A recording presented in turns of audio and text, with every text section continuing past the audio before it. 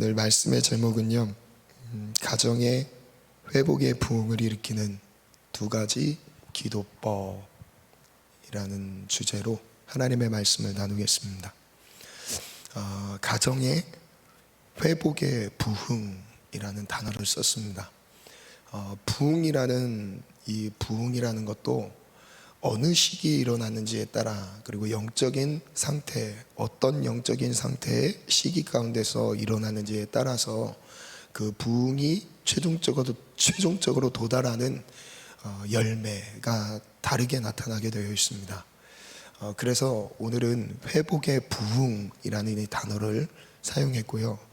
그래서 이 회복의 부흥을 일으키는 두 가지 기도 방법을 나누도록 하겠습니다.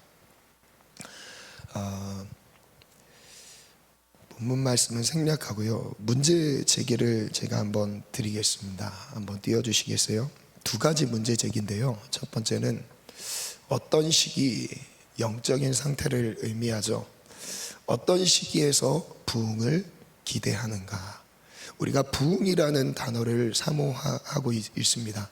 그런데 그거보다 조금 더 먼저 있어야 될 것은 나의 현 주소, 나의 가정의 현 주소를 우리가 직면하지 않고, 그리고 그것을 깨닫지 않은 상태에서 부흥을 논한다는 것은 아직 순서에 맞지 않다라는 생각이 들었습니다. 그래서 그보다 더 먼저 있어야 될 영적인 상태, 어떤 시기에 우리가 부흥을 기대하고 있는가. 그래서 나의 가정은 영적인 침체에서 부흥을 기대하고 있는가, 아니면 영적 안정 궤도 안에서 부흥을 기대하고 있는가. 두 가지로 나눠서 설명을 해봤습니다. 영적인 침체 가운데 있을 때 부흥이 일어나기도 하고요, 또 반대로 영적인 안정 궤도 가운데 들어갔을 때 꾸준한 그 영적 생활 가운데 있는 가운데서 하나님이 한 단계 뭔가 성장과 확장을 이루게 하시는 부흥을 누리게도 하십니다. 그렇다면 지금 나의 현재 가정에, 우리 자녀들, 우리 가정의 영적인 분위기를 봤을 때 영적인 안정 궤도 안에서 부흥을 꿈꾸는 것인지, 아니면 영적인 침체 안에서 부흥을 꿈꾸는 것인지를 분별해야 되는 것이죠. 그거에 따라서 기도는 달라지게 되어 있습니다. 그거에 따라서 역시 처하는 자세가 달라지게 되어 있죠. 두 번째 문제적입니다. 두 번째는 영적 침체의 원인에 따라 기도하는 방법이 다르다는 거예요. 오늘은 말씀을 회복의 부흥이라는 것에 초점을 뒀습니다. 그래서 전제되는 것은 영적인 침체 가운데 있는 상태에서 우리가 회복되는 부흥을 의미하고 있는 거죠. 그래서 제가 이 관점에서 말씀을 나누도록 하겠습니다. 다시 띄워주시겠어요? 두 번째, 그럼 나의 가정이 영적 침체에 빠진 원인은 무엇이며, 그럼 이 원인에 대해서 어떻게 기도해야 되는가. 이렇게 두 가지 문제 제기를 가지고 말씀을 나누기를 원합니다. 첫 번째 주제인데요, 첫 번째는 가정의 영적 침체 현상을 한번 살펴보겠습니다. 가정의 영적 침체 현상. 물론 겉으로 봤을 때는 각 가정마다 온전해 보이는 그런 모습들이 이제 나타날 수가 있어요. 그러나 영적인 부분은 절대 그렇지 않습니다. 정말 예민해요. 우리의 겉으로 눈으로 드러나는 것과 다르게 영적인 부분은 정말 예민해요. 작은 죄라도 하나님과의 관계 가운데서 딱 끼는 순간 그 가정의 영적인 분위기는 흔들리게 되어 있습니다. 그것이 가족 구성원의 어떤 한 사람의 문제일 수도 있겠지만, 그것이 가족 안에서 가장 영적으로 약한 사람을 통해서 드러날 수도 있겠죠. 그러나 그 하나의 문제는 그 한 사람만의 문제, 자녀의 문제가 될 수 있고, 배우자의 문제가 될 수 있고, 가정 가운데 있는 악습의 흐름들, 흔히 말하는 가게에 흐르는 저주라고 또 말하기도 하죠. 근데 그런 여러 가지의 것들로 설명할 수 있겠지만, 한 가지로 좀 설명하자면, 대부분의 거의 모든 가정의 가정 부흥에서 나타나는 영적인 침체가 있다라는 것이죠. 그래서 부흥이라는 단어는 영적인 단어입니다. 왜냐하면 영혼이 살아나는 것이기 때문에 부흥은 영적인 거예요. 그래서 부흥이 멈췄다라는 것은 영적인 문제에 잡혔다라는 거예요. 부흥은 하나님이 가장 원하시는 것입니다. 부흥은 내가 갈망하기 전에 하나님이 먼저 원하시는 거예요. 그것이 공동체의 부흥이든 가정의 부흥이든 개인의 삶의 부흥이든 하나님이 가장 바라시는 게 부흥이에요. 그럼 이 영적인 문제, 영혼이 살아나는 것을 하나님이 바라시고, 하나님은 기회만 되면 기회를 만들어서 그 영혼 구원을 이루시고 부흥을 일으키시기를 바라시는데, 부흥이 멈췄다는 뜻은 보이지 않는 영적인 문제에 가로막혔다는 거예요. 그래서 부흥의 장애물이 있다는 것을 먼저 다시 한번 점검해 보기를 원합니다. 그래서 부흥이 멈춘 뒤에는 이 부흥이 다시 일어나기까지 부흥이 멈췄다라는 제가 그래프로 한번 만들어 보긴 했는데, 한번 띄워주시겠어요? 거기에 혹시 작게 제 얼굴도 나올 수 있으면 좋겠습니다. 우리의 신앙생활의 영적인 상태를 제가 한번 그래프로 나타내 봤습니다. 성령 충만이라고 적혀 있는 부분이 보이시죠? 점선으로 나타낸, 그러니까 내가 은혜를 받고 하나님을 만났을 때의 영적인 최고치를 의미합니다. 그런데 이 최고치가 항상 유지되는 것이 아니라 그것이 굴곡이 있죠. 하루 안에서도 굴곡이 있고 일주일 안에서도 굴곡이 있습니다. 그런데 감사한 것은 제가 거기 영적 회복 탄력성이라는 단어를 썼어요. 이 회복 탄력성이라는 것은 뭔가 어려운 상황에 그리고 실패에 부딪혔을 때 그것을 금방 회복할 수 있는 힘을 나타냅니다. 그래서 넘어졌지만 또다시 성령 충만을 회복하고, 넘어졌지만 또다시 성령 충만을 회복할 수 있는, 그래서 영적인 안정 궤도 안에 들어가는 은혜들이 모두에게 있습니다. 하나님을 만난 사람에게는 누구에게나 있어요. 그런데 문제는 여기서 끝나지 않는다는 거죠. 우리 인생에 시험이 와요. 제가 부흥은 영적인 문제라고 했기 때문에 영적인 침체도 영적인 문제입니다. 부흥을 가로막는 요소를 우리가 물리적인, 외적인 그런 것들로 우리가 먼저 생각하지 마시고 먼저 영적인 부분에서 진단을 내리셔야 되는 거예요. 그래서 부흥을 가로막는 요인을 제가 두 가지로 한번 정리를 해봤어요. 하나는 죄, 그리고 두 번째는 마귀의 공격입니다. 죄가 끼는 순간 부흥은 멈춰요. 그리고 마귀의 공격을 뛰어넘지 못하면 부흥은 멈춥니다. 내가 아무리 죄를 이겼다 할지라도 우리의 인생 가운데 때로는 정말 견디기 힘들 만큼의, 내 힘으로는 도저히 뛰어넘을 수 없고 감당할 수 없을 만큼의 강력한 시험이 오기도 합니다. 이거는 강한 사단의 시험을 하나님이 허용하신 거죠. 그런데 그때가 왔을 때 무슨 일이 벌어지냐? 영적인 침체 가운데 떨어지게 되어 있어요. 그러니까 정상적인 영적인 안정 궤도에서 벗어나게 된다는 거예요. 밑으로 내려가게 되죠. 그런데 이 신앙생활, 우리의 영적인 상태에 내리막길을 쭉 가고 있는데 우리는 느끼지 못해요. 왜냐하면 예배 드리고 있거든요. 내가 영적인 침체 가운데 점점 깊이 들어가고 있는데 우린 깨닫지 못합니다. 왜냐하면 여전히 섬기고 있을 수 있어요. 교회에서 많은 사역들을 감당할 수 있습니다. 그리고 예배 문화, 하나님께 드리는 헌물, 이런 것들로 우리 스스로 위안을 삼을 수 있어요. 그런데 언제 그 문제가 본격적으로 터지냐? 영적인 가장 바닥으로 내려갔을 때, 제 가시밭길로 좀 표현을 했는데 인생의 가장 큰 위기로 표출됩니다. 이 위기로 표출되고서야 깨닫게 돼요. 아, 내가 영적인 침체 가운데 있었던 거였구나. 정상적인 영적인 안정적인 그 궤도 안에서 있었던 충만함을 누렸던 성령의 충만함을 누렸던 하나님과의 인격적인 깊은 대화 가운데 있었던 그 시기를 놓친 영적인 침체 가운데 있었다는 것을 언제 깨닫냐면, 너무 안타까운 것은 정상궤도에 벗어나자마자 깨달으면 좋겠는데 그렇지 않다라는 거예요. 왜냐하면 사단의 전략은요, 야금야금 하나씩 빼먹습니다. 그리고 우리가 언제 넘어지는지 모르는 사이에 조금씩 빨려 들어오게 하면서, 그리고 순식간에 넘어지게 만들죠. 사단의 전략이에요. 우리의 영적 침체가 이렇게 일어나요. 그런데 부흥이 일어납니다. 오늘 다룰 부분은 바로 이거예요. 이 시점에서 하나님이 부흥을 일으키시는 거죠. 성경의 대부분의 내용이 영적인 침체 가운데 있었던 부흥을 논하고 있어요. 대부분의 내용이.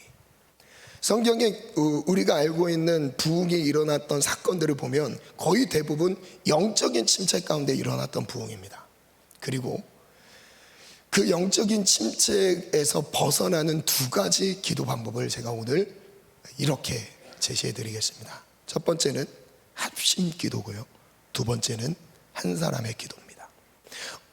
어떤 상황에서 우리가 합심 기도를 해야 되고, 어떤 상황에서 믿음의 기도, 한 사람의 기도로 하나님이 충분하게 여기시는지를 분별하게 되는 거예요. 그래서 이 뒤에 또 다시 영적인 정상 궤도로 들어가죠. 그런데 또 여기서 부흥을 또 다시 경험할 수 있는 은혜를 허락하신다면, 정상 궤도 가운데 들어갔다가 하나님이 부흥을 허락하실 때 여기서는 성장과 확장의 부흥을 누리게 됩니다. 저를 띄워주시겠어요? 영적인 침체에 빠지는 두 가지 이유를 한번 띄워주시겠어요? 첫 번째, 죄악의 문제입니다. 이것은 거룩함에 손상을 주죠. 그래서 영적인 침체가 와요. 작은 것 하나를 타협했을 때 나타납니다. 작은 죄에 넘어졌을 때 역시 영적인 침체가 일어납니다. 현실은 떨쳐내기 어려울 만큼 집요한 유혹으로 찾아옵니다. 그리고 두 번째는 마귀의 공격이죠. 내가 감당할 수 있는 능력의 한계에 부딪혀 타격을 입는데, 현실로 때로는 도저히 감당할 수 없는 크기의 힘으로 나를 짓누릅니다. 모두에게 이런 경험이 있을 거예요. 그리고 있었을 겁니다. 두 번째 주제인데요, 그럼 첫 번째 대안을 기도법을 나누겠습니다. 죄악의 늪에서 회복의 부흥이 필요할 때 우리는 어떻게 기도해야 되는가? 죄의 문제가 끼었을 때 기도하는 방법이 있습니다. 그것은 합심 기도예요. 사무엘상 7장 3절에서 6절 말씀을 한번 보겠습니다. 사무엘상 7장 3절로 6절 말씀인데요, 우리 함께 읽어볼까요? 시작. 사무엘이 이스라엘 온 족속에게 말하여 이르되, 만일 너희가 전심으로 여호와께 돌아오려거든 이방 신들과 아스다롯을 너희 중에서 제거하고 너희 마음을 여호와께로 향하여 그만을 섬기라. 그리하면 너희를 블레셋 사람의 손에서 건져내시리라. 지금 문제가 바로 이렇습니다. 사무엘이 이스라엘의 온 백성들을 한자리로 모으고 있는 상황이에요. 그래서 그들에게 선포한 내용은 한 문장으로 우상 숭배를 근절하는 거예요. 우상 숭배에서 돌이켜서 하나님만 섬기자, 이걸 도전했던 겁니다. 그런데 이전에 나왔던 상황들을 보면 4장에서는 무슨 일이 벌어지냐, 4장에서는 법궤를 잃어버립니다. 이 법궤를 잃어버렸다는 것은 지금 이스라엘이 시작된 그 역사상 단 한 번도 있었던 일이 아니에요. 이 법궤가 상징하는 바는 하나님이 우리와 함께하고 계신다는 뜻이거든요. 하나님의 말씀이 우리를 인도하신다는 거예요. 하나님이 우리를 지키신다는 것을 상징적으로 보여주는 거예요. 그래서 실제 그 법궤를 전쟁 가운데 나갈 때 법궤를 가지고 나가죠. 왜냐하면 하나님이 우리 가운데 함께 하시기 때문에 승리한다는 거였어요. 그런데 블레셋에게 이 법궤를 빼앗겼어요. 그러면서 이스라엘 백성들에게 멘붕이 왔어요. 그들에게 그들이 갖고 있었던 신앙의 중심축이 이제 송두리째 뽑혔습니다. 그래서 무슨 표현까지 했냐면 하나님의 영광이 우리 가운데서 떠났다라고 얘기를 해요. 그만큼 이스라엘 백성들의 지금의 현재 영적인 상태는 침체, 가장 밑바닥에서 하나님을 떠난 상태였던 거예요. 우상을 섬기고 있었던 거죠. 그리고 그 다음에 나오는 문제는 사장에서 언약궤, 법궤만 뺏겼던 것이 아니었어요. 엘리 제사장 가문이 초토화됩니다. 몰락해요. 제사장이라는 것은 어떤 직무를 갖고 있죠? 제사를 책임지는 하나님이 구별하신 사람이었어요. 아예 하나님의 일을 위해서 구별된 리더십을 갖고 있었던 그 사람이 세운 사람도 아닙니다. 하나님이 임명해서 기름 부어 세운 제사장 엘리 가문, 그의 아들들은 성적인 타락으로 무너졌고요. 홈리아 비나서도 죽고 엘리 제사장도 죽었습니다. 영적 지도자들이 몰락했어요. 영적인 침체 가운데 들어갔어요. 그래서 7장 2절 여기 방금 읽었던 그 전에 이렇게 표현합니다. 이스라엘 온 족속이 여호와를 사모하니라. 이스라엘 온 족속이 여호와를 사모하니라. 그 다음 나온 내용이 바로 사무엘이 이스라엘 백성들을 한 자리에 모으는 것이었어요. 그래서 그 다음 절을 한번 볼게요. 4절을 보니까 이에 이스라엘 자손이 바알들과 아스타롯을 제거하고 여호와만 섬기니라. 사무엘이 이르되 온 이스라엘은 미스라바로 모이라. 누구를 부르셨어요? 사무엘이 어떤 특정한 대상을 부른 게 아니었습니다. 모든 백성을 불렀어요. 모든 백성을 한 자리로 모았습니다. 내가 너희를 위하여 여호와께 기도하리라 하매 그들이 미스바에 모여 물을 길어 여호와 앞에 붓고 그날 종일 금식하고 거기에서 이르되 우리가 여호와께 범죄하였나이다 하니 사무엘이 미스바에서 이스라엘 자손을 다스리니라. 여기서 하나님이 요구하시는 포인트가 있습니다. 왜 하나님께서 모든 백성을 부르셨을까요? 한 사람이 대표성의 원리 안에서 한 사람이 회개하고 돌이키고 했을 수도 있었겠지만 하나님의 방법은 사실 그게 아니었어요. 모든 사람의 돌이킴입니다. 죄의 문제에 있어서는 대표성의 원리 안에서 내가 돌이켰다고 내 자녀들이 돌이켜지고 내가 돌이켰기 때문에 우리 자녀들이 복을 받고 이게 아닙니다. 각자의 문제인 거죠. 하나님은 모든 백성이 죄에서 돌이켜서 하나님 앞에 나오기를 바라셨어요. 심지어는요, 이 죄의 문제에서는 불순물이 끼는 순간 하나님의 역사가 멈추기도 합니다. 아간의 범죄가 그랬죠. 그리고 또한 민수기 14장에서 나오는 정탐꾼, 10명의 정탐꾼, 그들의 부정한 그리고 불편한 언행을 통해서 하나님이 역사를 멈추셨어요. 우리 가정은 어떤가요? 하나님의 요구이십니다. 영적 침체의 원인이 죄악의 문제라면 모든 사람이 모여서 함께 하나님 앞에 돌이키기로 결단해야 되는 거예요. 그 죄악의 문제가 저는 우상숭배 안 했는데요, 우상숭배 한 사람만 불렀던 게 아니었습니다. 지금 여기에 모든 백성이 우상숭배 했다라고 생각할 수 있겠지만 저는 그렇게 생각하지 않습니다. 모든 백성이 우상숭배했다고 생각하지 않아요. 많은 백성들 중에 많은 사람들이 우상숭배를 했겠죠. 그런데 안 한 사람도 와야 되는 거였어요. 온 백성이 와서 부르심을 받고 그곳에서 마음을 돌이켜야 됐습니다. 마음을 새롭게 해야 됐어요. 회개로 부흥을 경험한 사례를 보면 모두가 돌이킵니다. 한 예로 요나서 3장에 나오는 회개의 장면도 그렇죠. 그들이 같이 모든 백성이 모여서 회개하죠. 금식하죠. 심지어 짐승들까지 금식합니다. 그때 하나님이 그것을 보고 돌이키셨어요. 질문을 드릴게요. 가정을 지배하는 죄악은 무엇인가요? 지금 나의 가정을 지배하고 있는 죄악은 무엇인가요? 가족 구성원 한 명만의 문제가 아니라 가족 모두의 문제입니다. 그 내용이 원망, 분열, 정죄, 분노, 때로는 폭력, 알코올 중독, 도박, 간음, 우상숭배, 이걸 끊어내지 않으면 계속 되물림되죠. 예수의 이름으로 이걸 끊어내지 않으면 원치 않아도 자손 때, 자녀 때, 그 자녀 때 계속 이어지는 거예요. 이것이 드러나는 악하게 보이는 폭력적으로 알코올 중독 이런 내용이 아니더라도 우리의 언어의 문제도 사실 옮겨지게 되어 있습니다. 불신, 불만, 불평, 원망 이런 내용들도 옮겨지게 되어 있어요.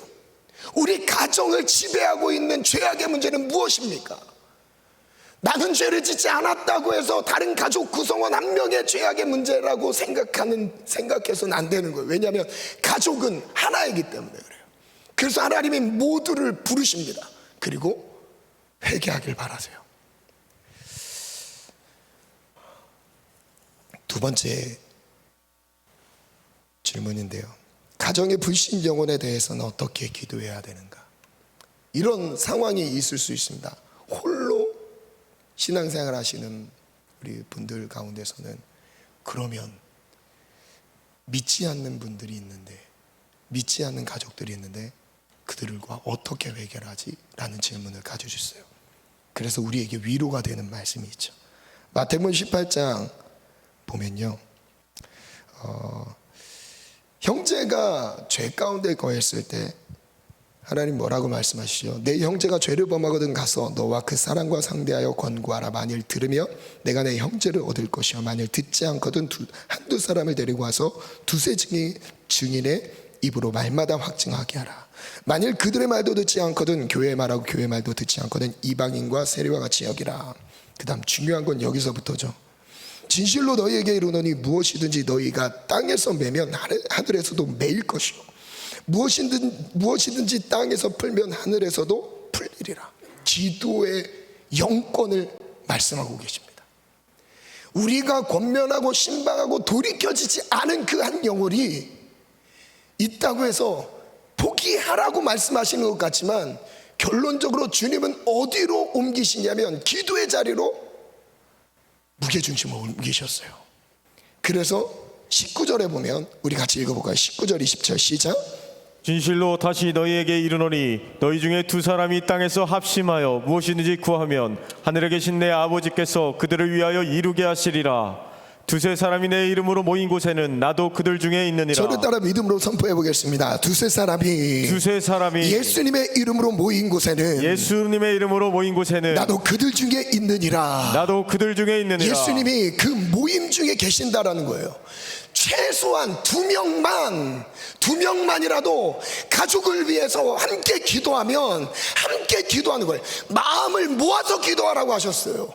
함께 기도하라고 하셨어요. 그 문제가 영혼 구원의 문제라 할지라도 그 영혼을 하나님이 구원하신다고 말씀하시는 거예요. 이것이 하나님이 영혼 구원을 하시는 원리인 거죠. 합심 기도, 죄에서 돌이키는 영적인 문화, 불이기, 그것이 죄악의 문제로 인해서 회개가 필요한 가정의 분위기에서도 합심 기도이고요, 그 기도까지 할 수 없는 상황 가운데서 가장 먼저 필요한 영혼 구원의 문제라 할지라도 주님이 먼저 말씀하신 것은 합심 기도인 거예요. 그래서 성도 안에서 교제 가운데서 기도 동역자들을 만드는 거예요. 그래서 같이 기도 제목을 나누고 같이 서로를 위해 영혼 구원, 가족의 영혼 구원을 위해서 기도하는 것이죠. 그래서 글을 적었습니다. 하나님은 회개를 촉구하실 때에는 모든 사람을 부르신다. 죄악으로 인한 영적 침체에 대해서 모두 함께 엎드려 하나님께 마음을 돌이켜야 한다. 거룩은 한 사람만의 노력으로 이룰 수 있는 것이 아니다. 한 사람의 죄악이 모두의 죄악이기 때문이다. 한 영혼을 죄악에서 건져내는 방법도 같다.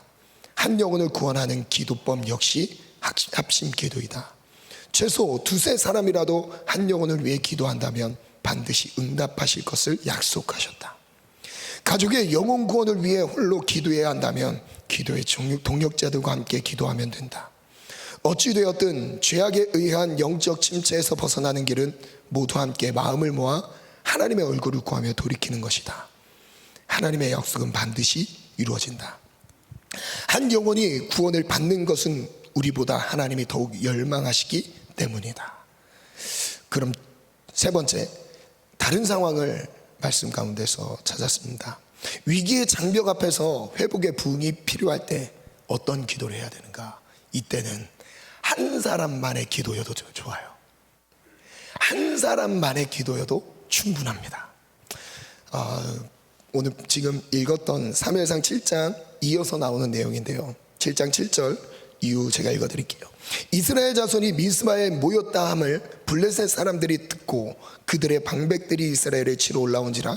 이스라엘 자손들이 듣고 블레셋 사람들을 두려워하여 이스라엘 자손이 사무엘에게 이르되 당신은 우리를 위하여 우리 하나님 여호와께 쉬지 말고 부르짖어 우리를 블레셋 사람의 손에서 구원하게 하소서 하니.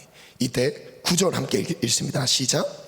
사무엘이 젖 먹는 어린 양 하나를 가져다가 온전한 번제를 여호와께 드리고 이스라엘을 위하여 여호와께 부르짖음에 여호와께서 응답하셨더라. 사무엘의 한 사람의 기도가 나옵니다. 이 전에 나왔던 상황은 합심 기도였어요. 회개에 대해서는 함께 돌이켜야 되지만 이스라엘의 구원, 위기 가운데서 구원하시는 측면에서는 하나님은 한 사람의 기도만으로도 역사하시는 분이에요. 이 믿음의 영역 안에서는 한 사람의 믿음만으로도 공동체를 살리십니다. 한 사람의 믿음만으로도 가족을 구원하세요. 그래서 10절, 사무엘이 번제를 드릴 때 블레셋 사람이 이스라엘과 싸우려고 가까이 오매 그날에 여호와께서 블레셋 사람에게 큰 우레를 발하여 그들을 어지럽게 하시니 그들이 이스라엘 앞에 패한지라. 무엇 때문에 승리하게 되었습니까? 한 사람의 기도였어요. 이 승리는 사무엘 선지자 한 명의 믿음의 기도 때문에 일어났던 역사였어요. 오늘 우리의 이 새벽의 기도를 통해 가정의 위기에서 벗어나는 역사가 있을 것입니다. 오늘 새벽에 부르짖는 이 기도, 부르짖음, 믿음의 기도, 그 가정 가운데 한 사람만 있어도 가정의 위기를 뛰어넘게 돼 있어요. 왜냐하면 하나님은 지금 여기에서는 믿음을 요구하시기 때문에 그래요. 그래서 11절, 이스라엘 사람들이 미스마에서 나가서 블레셋 사람들을 추격하여 벳갈 아래에 이르기까지 쳤더라. 사무엘이 돌을 취하여 미스바 센 사이에 세워 이르되 여호와께서 여기까지 우리를 도우셨다. 이름을 에벤에셀이라 하니라. 13절에 있습니다. 시작. 이에 블레셋 사람들이 굴복하여 다시는 이스라엘 지역 안에 들어오지 못하였으며 여호와의 손이 사무엘이 사는 날 동안에 블레셋 사람을 막으심에. 저를 따라 믿음으로 선포하겠습니다. 여호와의 손이 사무엘이 사는 날 동안 이스라엘을 지켰습니다. 여호와의 손이 내가 사는 날 동안 나의 가정을 지키십니다. 이것이 믿음의 선포고 믿음의 기도이죠. 한 사람의 기도만으로도 위기에서 벗어나는 거예요. 정말 많은 더 다른 예시들도 많지만 생략하겠습니다. 모세의 기도가 그랬고요, 다윗의 기도가 그랬습니다. 엘리야의 기도가 그랬고요, 엘리사의 기도가 그랬습니다. 히스기야의 기도로 하나님이 완전 멸망 앞에 서 있던 이스라엘의 상황을 역전시켜 주셨어요. 한 사람의 기도로 나라를 살리셨습니다. 깨어있는 한 사람의 기도로 민족을 구원하셨어요. 정리하겠습니다. 글을 띄워주시겠어요? 반주 준비해 주시고. 죄악으로 인한 영적 침체에서는 합심 기도로 벗어나야 합니다. 하나님은 모든 가족의 거룩을 원하시기 때문입니다. 한 영혼의 구원을 위해서도 합심으로 기도해야 합니다. 하나님은 예수님의 이름을 걸고 우리에게 약속해 주셨습니다. 절체절명의 위기 앞에서 당한 영적 침체에서는 한 사람의 기도만으로도 충분합니다. 한 사람의 믿음만으로도 모든 위기를 돌파할 수 있습니다. 믿음은 모든 것을 이기기 때문입니다. 자, 그럼 여기서 질문 드리겠습니다. 오늘 나에게 합심 기도를 요구하십니까? 아니면 한 사람의 기도를 요구하는 상황입니까?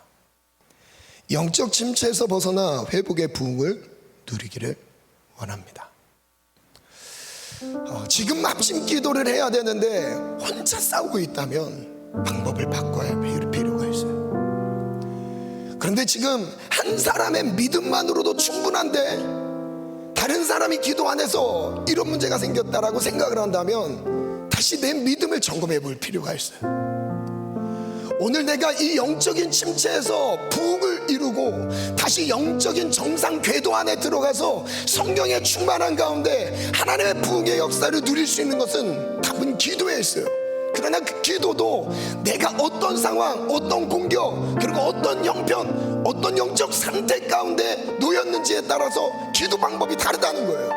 여러분, 합심 기도를 해야 됩니까? 아니면 한 사람의 믿음의 기도로 지금 이 어려운 위기를 뛰어넘기를 바라십니까? 그러면 믿음을 달라고 간절히 기도해야겠죠. 경제적인 문제, 그리고 자녀의 문제, 많은 문제들이 있을 것입니다. 가정 안에 지배하고 있는 죄악의 문제가 있습니까? 하나님 영혼 구원을 이루어 주시고 하나님 죄에서 돌이킬 수 있는 은혜를 우리 가정 가운데 허락하여 주옵소서. 허락하여 주옵소서.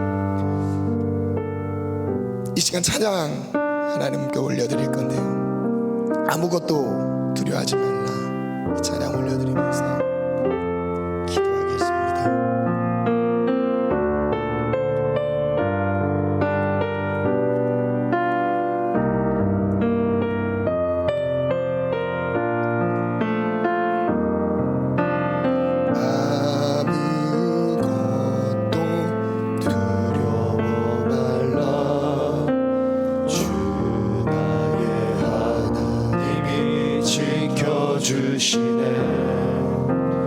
놀라지 마라, 겁내지 마라, 주님 나를 지켜주시네. 아무것도 두려워 말라. 아무것도 두려워 말라, 주 나의 하나님이 지켜주시네. 놀라지 말라. 놀라지 마라, 겁내지 마라, 주님 나를 지켜주시네. 내 맘에 힘에 겨워, 내 맘에 힘에 겨워 지칠지라도 주님 나를 지켜주시네. 세상의 험한 풍파, 세상의 험한 풍파 몰아칠 때도 주님 나를 지켜주시네. 주님은 나의 산성, 주님은 나의 요새, 주님은 나의 소망, 나의 힘이 되신 여호와. 내 맘에 힘에 겨워, 내 맘이 힘에 겨워 지칠지라도 주님 나를 지켜주시네.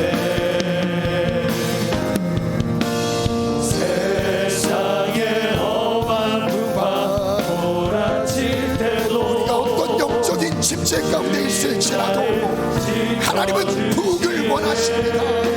하나님은 우리에게 부흥을 허락하여 주시네. 하나님, 우리 가정에, 우리 자녀들의, 우리 가정 안에 하나님 부흥을 허락하여 주옵소서. 영적 침체에서 벗어나는 은혜를 허락하여 주옵소서.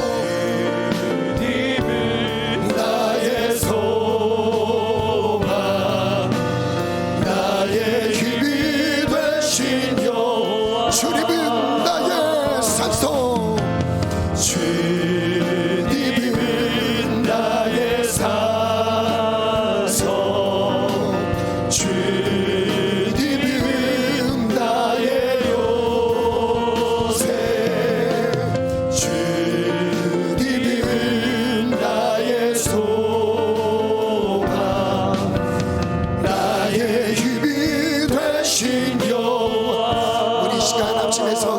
기도하겠습니다. 기도 제목 띄워주시고 함께 믿음으로 선포하겠습니다.